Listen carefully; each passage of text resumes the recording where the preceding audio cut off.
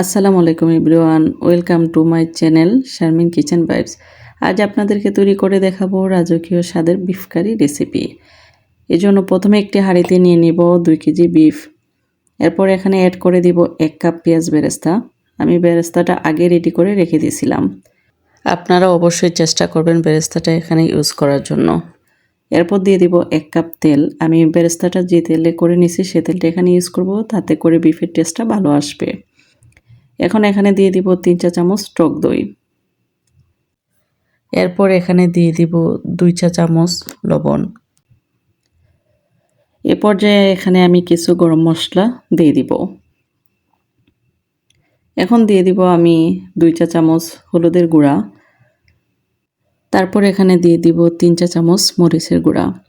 আপনারা আপনাদের পছন্দ মতো এখানে মরিচের গুঁড়াটা ইউজ করে নিতে পারেন।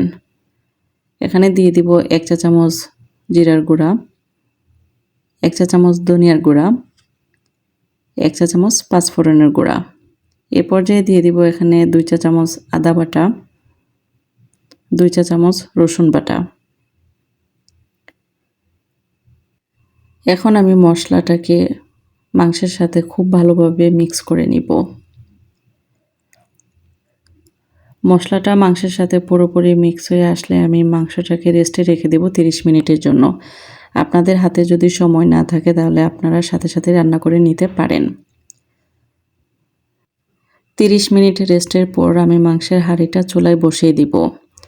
এ পর্যায়ে এখানে অ্যাড করে দিব 2 কাপ পেঁয়াজ কুচি। গরুর মাংসে পেঁয়াজের পরিমাণটা একটু বেশি দিতে হয়। এখন এখানে দিয়ে দিব 3 চা চামচ বাদাম। আমি এখানে কাঠবাদাম ব্যবহার করছি, আপনাদের হাতের কাছে যে বাদামটা থাকে আপনারা চাইলে সেটাই এখানে ইউজ করতে পারেন। এইভাবে মাংসটাকে আমি ভালোভাবে নেড়ে চেড়ে 5-7 মিনিট মশলার সাথে কষিয়ে নিব। এখন আমি আবারও ভালোভাবে মাংসটাকে নেড়ে চেড়ে 5-7 মিনিট কষিয়ে নিয়েছি।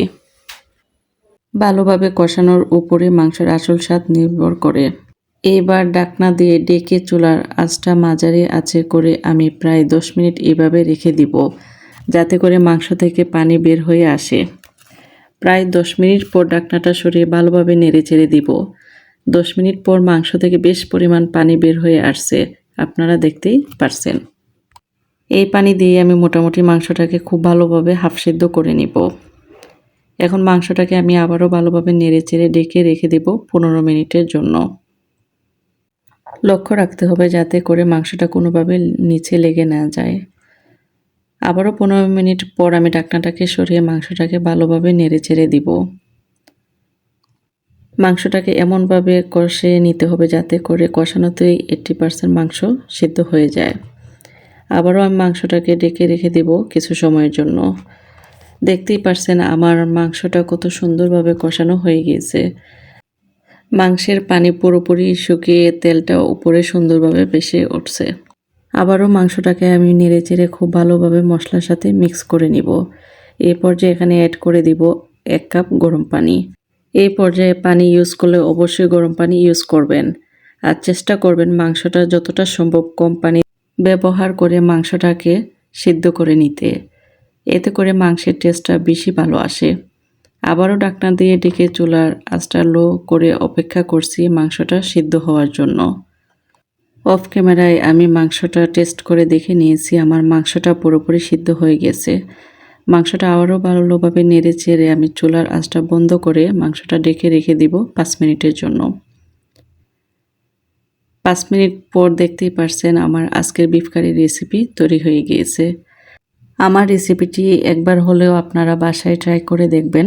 এটি দেখতে যেমন সুন্দর, স্বাদও হবে অতুলনীয়। আমার রেসিপিটি আপনাদের যদি ভালো লেগে থাকে তাহলে অবশ্যই আমার চ্যানেলটি সাবস্ক্রাইব করে দিবেন।